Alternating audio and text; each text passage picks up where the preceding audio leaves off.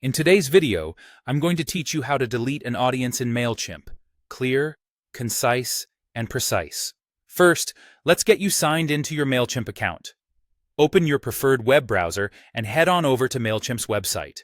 Once you're there, enter your credentials, the email and password associated with your account, and sign in. It's important to ensure you're logging into the correct account, especially if you manage multiple accounts. So take a moment to verify that. Now that you're in, navigate to the Audience tab.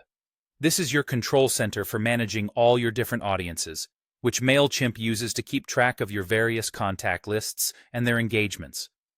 If you've got multiple audiences and need to view them all, simply use the Audience drop-down menu and select Manage Audiences. This will display a list of all the audiences linked to your account, making it much easier to pick the one you intend to delete. Once you've found the audience you want to erase, check the box next to it. A quick tip here: you'll want to ensure this audience contains at least 2 contacts, as this is a requirement set by Mailchimp for deletion. Think of it as a small but crucial safety net to prevent accidental deletions. After confirming the audience has at least 2 contacts, you're ready to take the next step. Click on the option that says Delete Audience. At this point, a confirmation modal will pop up. This part of the process is crucial and serves as a final check, so take a moment to read the warning that appears carefully.